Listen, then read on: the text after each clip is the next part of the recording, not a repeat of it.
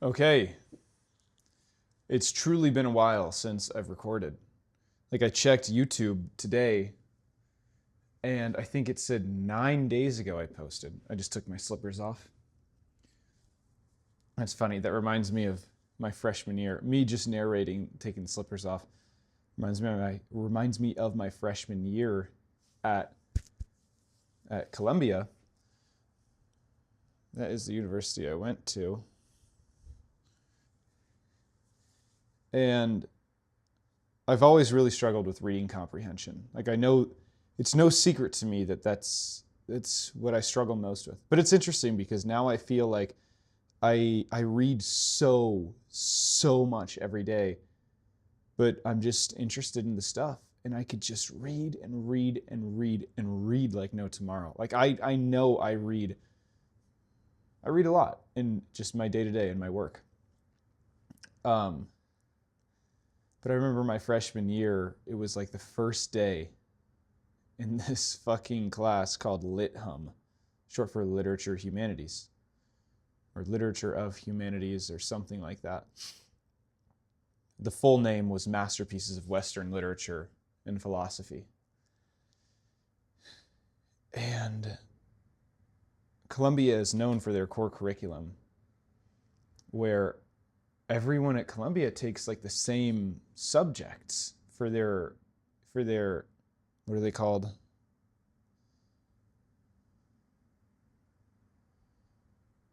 I forget, truly, electives. There's like an acronym that I can't think of, but whatever. Like we all had to take the same classes. Like we all had to take Lit Hum. We all had to take this class called CC, which was Contemporary Civilization, which was philosophy. We all had to take Music Hum, which was music humanities. We all had to take Art Hum, which was art humanities. We all had to take university writing. Like it was the same curriculum stratified across all the freshmen, just with different sections and a ton of different teachers. But I remember my first teacher at Columbia for Lit Hum. It was my first day there, and I remember we had to show up having read like a good chunk of the Odyssey or the Iliad. I think we read the Iliad first. And I remember I did the reading, but that doesn't mean I did it well, because like I said, my reading comprehension is something I had always struggled with. And I started talking, and I guess I said, like, the professor asked me a question, and she was very smiley, it was like a weird smiley though. And I remember the professor asked me a question and I answered by saying, oh, well, when I was reading this, and she just cut me short and was like, so a lot of meta discourse. And I didn't even know what meta even fucking meant. I was 18. I had just started, literally like my first week of college. And I just remember thinking, I was like, what is this person's deal? Like, what a rude way to say it. Like, how rude do you have to be to treat a student like that? Anyway, safe to say I switched out of that section and I moved on to this other section. And this professor who I moved into, he was fucking amazing. I'm so blessed that I got him. He was an amazing instructor. That other professor was, oh my God, that was like my first taste of college. And I was just like, fuck this. This fucking sucks. And this teacher is a bitch. It was horrible. But yeah, so as I literally pressed record and I took my slippers off and I said, I'm taking my slippers off. And it reminded me of that fucking woman. Anyway, it's been a while. It feels weird getting back into this. I think it's video 19 or video 20. I want to say video 19. But it's been a while because I went back to Long Beach for Christmas to visit, like to spend time with my family. hopefully this isn't too far. You know, it's usually like here, but I moved it back. I think it's a little softer. I went to Long Beach. I spent time with my family. It only ended up being one of my brothers who went. His fiance stayed at home. And then I went with my girlfriend. And so it was just me, one of my brothers, and my girlfriend, and my parents, my aging parents. And oh my God, it was the fucking best week ever. It was so nice and so fun. I didn't want to fucking leave. And I hadn't felt that way about home in a while. I feel like every time I had gone home, like this last, I don't know, since I lived at home, really, I just opened the window. I'm doing more of the meta discourse.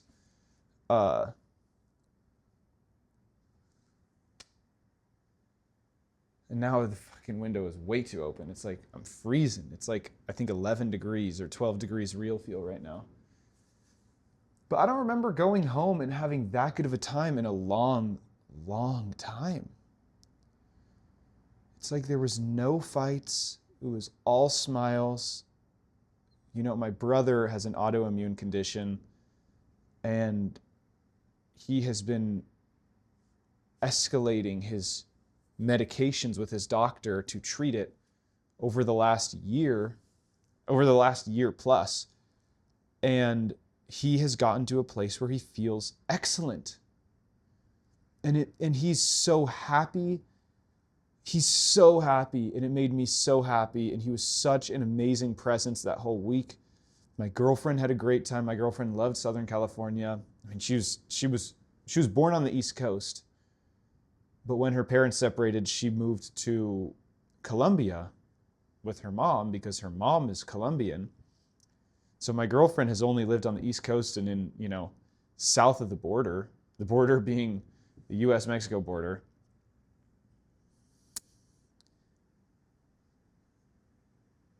And, you know, my mom had a fantastic time. My dad had a great time. I'm going to show you. This was one of the Christmas gifts I got. It was like a little bracelet. And I love it. Isn't that nice? Maybe I could take the light. Now you guys get to see the actual light that I use. But that's it. That's one of the presents I got. And you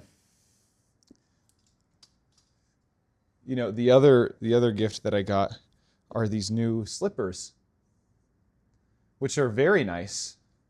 I love it. And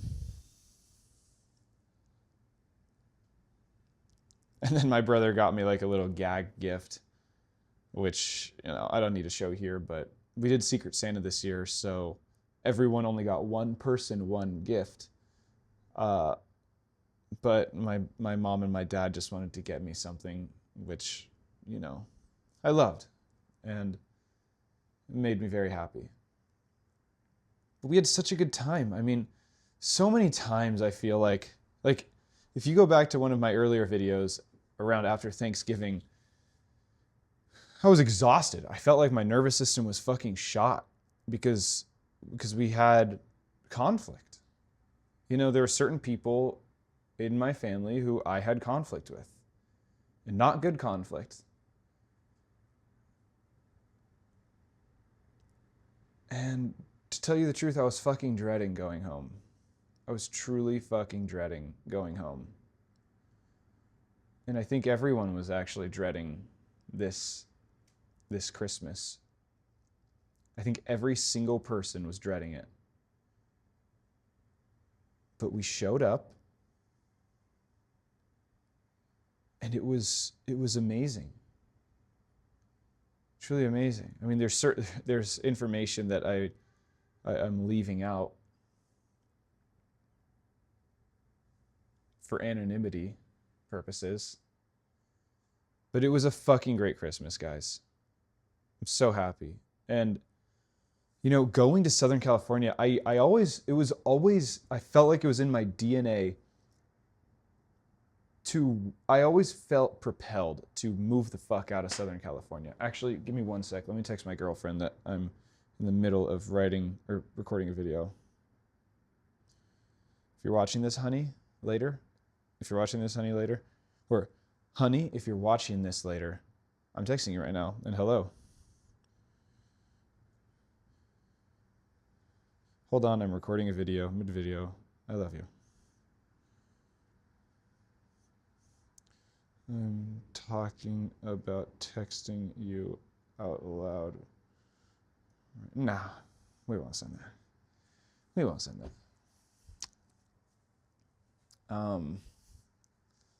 Where was I?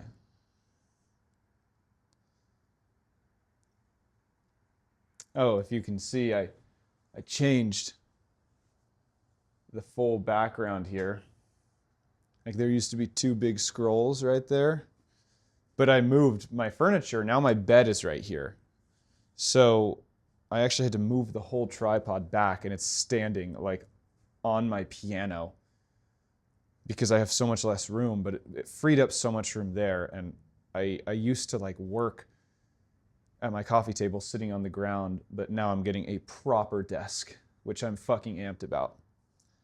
But yeah, the trip home was phenomenal, and part of it was eye-opening because my whole life I wanted to leave Long Beach. I didn't know where, I didn't know why, but I felt this drive to leave. I felt this drive to leave home, and left home I did. I lived in New York for college. I lived in Scottsdale, Arizona for some of my career. I went back to New York.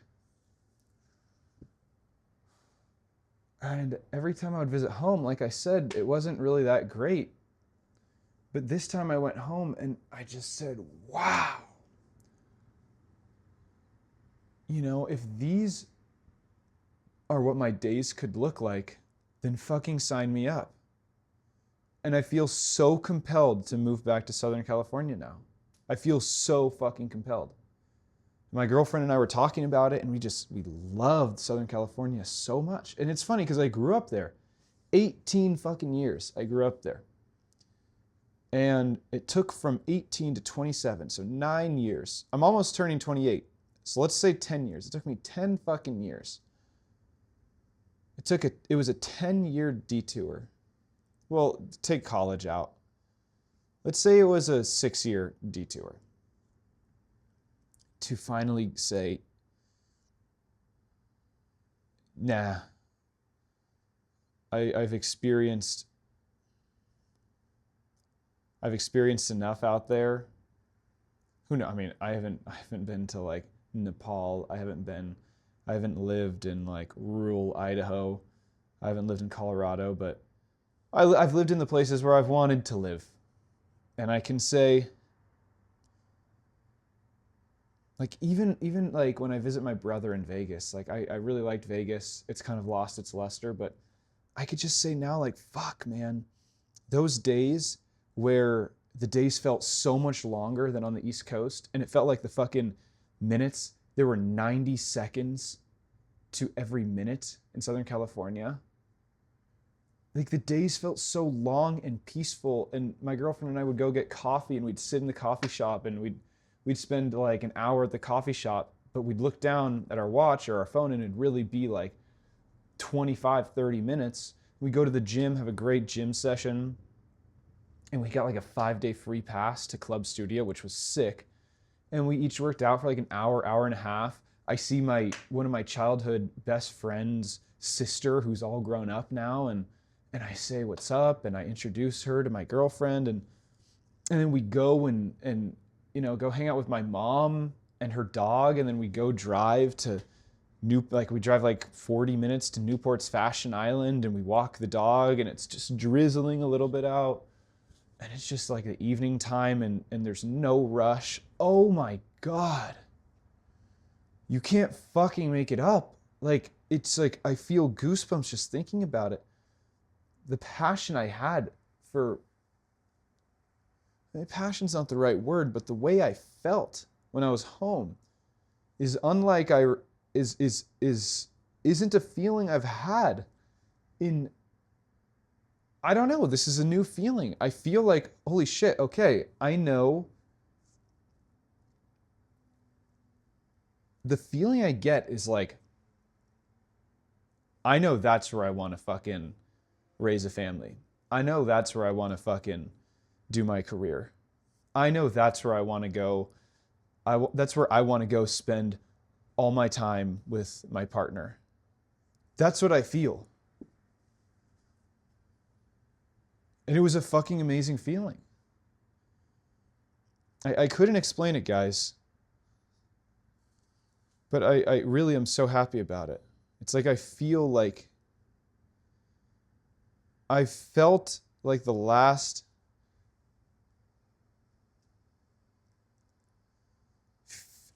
I have felt like my career has been in limbo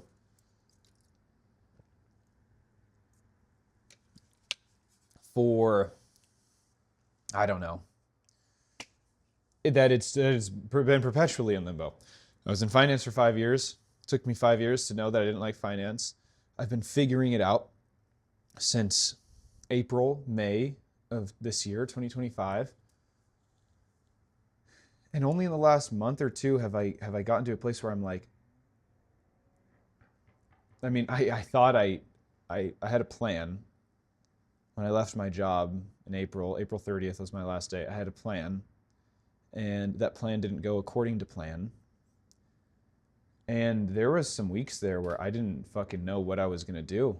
And that was scary. It was very scary.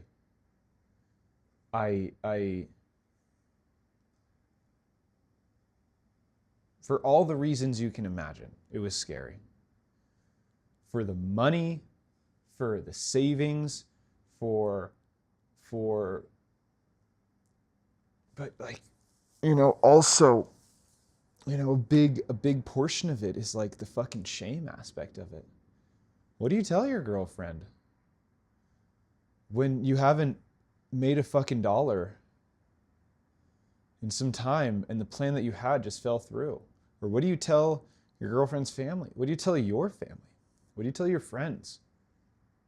What do you do when it would fucking get brought up in a conversation with your girlfriend's like parents' friends? What do you do? I mean, who knows? Maybe for a lot of you, the answer is as simple as just saying, yeah, I'm figuring it out. I don't know. That's not how my system worked. That's not how my parts worked. My parts were steeped in shame. And it's funny because those same parts that were steeped in shame are the same ones that weren't allowing me to broaden my horizon and see the bigger picture and actually allow me to pursue what I feel extremely aligned in. That's a topic for another video. How the fuck did I get to this topic, actually? I know how I got to this topic. I felt like my career has been in limbo for a long time because for 5 years, there was a gnawing feeling that the industry of the financial services was not doing it for me at all. That it was not going to be sustainable. That I was never going to be great at it because I fucking didn't care about it. What the hell is that? Do you guys see that? This guy, what the hell is going on out there? He has like a light room. It's literally blinding me, so I'm just not going to look at it anymore. Yeah, you guys definitely see that. I just said I'm not going to look at it, but I just looked again. So I was in the financial services for 5 years, and it wasn't doing it for me. And I've spent 6 months pursuing something that failed. And in the last 2 months, I feel so fucking aligned with my direction now. And so that's one pillar, the pillar of my career And I put a lot of weight into my career. Whether it's right or wrong, I do. I do. And I feel like my career pillar is better oriented and is in a better place than it ever has been in my life. And that is a damn good feeling. So that's one. And that's as of the last couple months. And secondly, God blessed me with this time in California where I felt like my eyes were opened to how fucking beautiful life in Southern California could be. Where you're not riding the subway, where you're not walking everywhere, where you're not carrying grocery bags around where you're not carrying grocery bags. Can you see me? Yeah. Fuck. This is very odd. I just put down a shutter. And now the shutter is blowing around in the wind.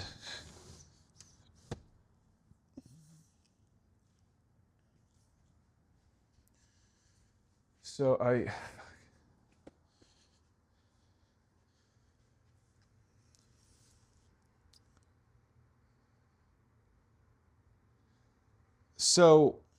what was I going to say?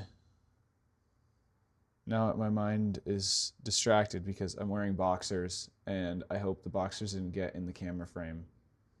Maybe they did. We'll see. Fuck. Whatever. I try to be at least somewhat presentable. And today, the fucking only day where I just wear boxers, I think we're fine.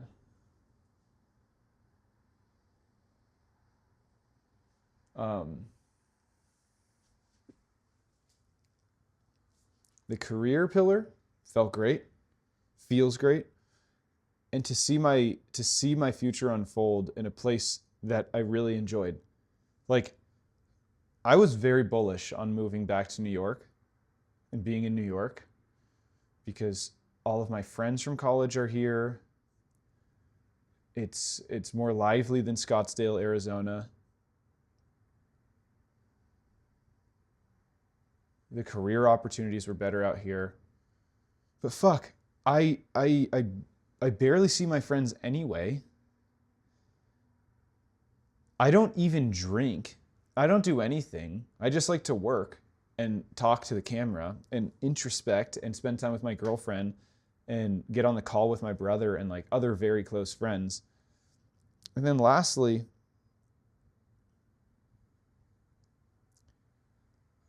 I don't have a job in New York anymore. So it's well, what's the point? What exactly is the point?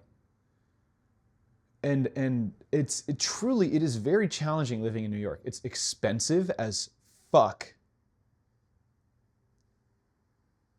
Carrying groceries from Whole Foods or Trader Joe's back to the apartment is it's not fucking easy. And it's so uncomfortable that you dread going to the grocery store. At least I do. I don't know who else I could speak for with that, but I fucking dread it.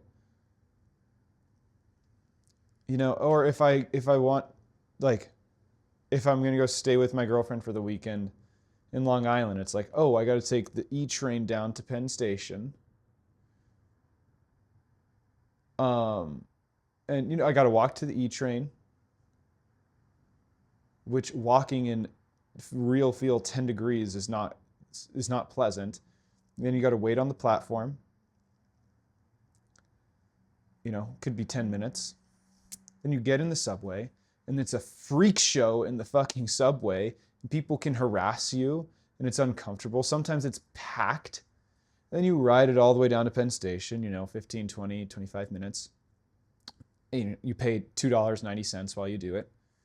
And then you get off, and then you go to, hopefully you're not late for your Long Island Railroad train, which fucking on peak costs $14.50. Off peak costs $10.75. You get on the LUR, the Long Island Railroad, and you wait, and you're just commuting for 45 minutes, 50 minutes, 55 minutes. Sometimes it's packed. and you literally can't sit, or there's people who just came out from a baseball game who are, or like a hockey game. I think a hockey game is more accurate. And, you know, someone's hammered and you're worried they're going to throw up on you. And finally you get to, you know, your final destination train stop. You get off. You have to walk even farther to get to like the house you're staying at. Like my girlfriend stays at her uncle's house, or like apartment or condo or whatever, townhouse, I think. And so we walk to the townhouse, and like the whole thing ends up being like an hour and a half, 2 hours, and costing, you know, over $15. And that's just to get there. Round trip, you double that. So it's over 30, it can be over $30. And it's like 3 to 4 hours of just commuting. What if I'm staying over for the weekend? Then I got to bring like a bag and I got to lug this bag around. What if like yesterday or 2 days ago when we went to Long Island, when I went to Long Island, and my girlfriend's carry-on from Long Beach is here, and her tote bag. Actually, I think it was just the carry-on. So I had my backpack. I had a fucking like a little over-the-shoulder kind of like sling where I put my clothes in for tote bag, is it? I don't know what it's called. But I put my clothes in there like for the weekend. Then I also have her carry-on that I need to bring to her uncle's house so she can then put it in the attic. It's just too, like, it's too much. It's just, it dawned on me that it's just fucking ridiculous. Why do it, Tino? What's the point? What is the point? Like, if I take inventory of my life right now, what the fuck is the point? The biggest thing for me is there's a part of me that feels like I'm going to miss out if I leave New York. And there's another part of me that feels like I'm going to have to say goodbye to my friends pretty much permanently. Like, when the fuck else am I going to see them? I mean, who knows? Maybe it's the same part. But it was so eye-opening. Like, I can't wait. I can't wait for us to go, hopefully move there. Wouldn't that be awesome? And I'll take these videos in California instead. I could be by my parents, and they're not getting any younger. I loved it, guys. I loved it. It was an amazing week. And for the people who were there at Christmas, I think we all feel closer. I think we all feel very blessed to have each other.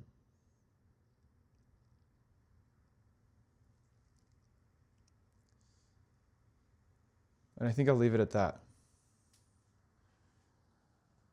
It's time for bed, guys. It is 11:14, Monday, December 29th, 2025. Almost 2026. Can you believe that? I fucking can't. I still remember 2 years ago. Yeah. Wow, that feels like forever ago. That literally feels like forever ago. It feels like at least 3 years ago, but 2 years ago was New Year's 2023 going into 2024. And I remember I had just quit my old job and I was moving to New York. And what I did was I drove all of my stuff to Vegas and threw it at, I think at my brother's. And I moved to New York. And I remember I had New Year's alone in Vegas. Because I remember my last partner and I had just split up. And it was just like alone in Vegas. And you guys know how terrible it feels to break up. It feels terrible. But I remember I was like laying in bed in Vegas, and all of a sudden there was just like pop, pop, pop, pop, pop, pop, all these noises. I was like, what is going on? And sure enough, it was New Year's Eve, and I had forgotten. Because like I said, I don't go out. And I look out and there's flashing lights, and I look up in the sky and there's there's an obscene amount of fireworks, like more than like Disney Anaheim during their fireworks show. It was crazy. And I don't know. So when I look at the date, it just brings me back 2 years, and I say, wow, so much has happened. A lot can happen in a year. That's crazy. So maybe with that, I'll leave. And I'll ask you guys, what is the most surreal feeling that you get? Or from what memory? Which memory of yours gives you the biggest feeling of surrealism? Something surreal? It makes you feel like, it's just, oh my God, where the hell has time gone? So I'll leave you guys with that. I hope you have a wonderful night. I'll be back tomorrow. And that's it. Have a beautiful night, guys.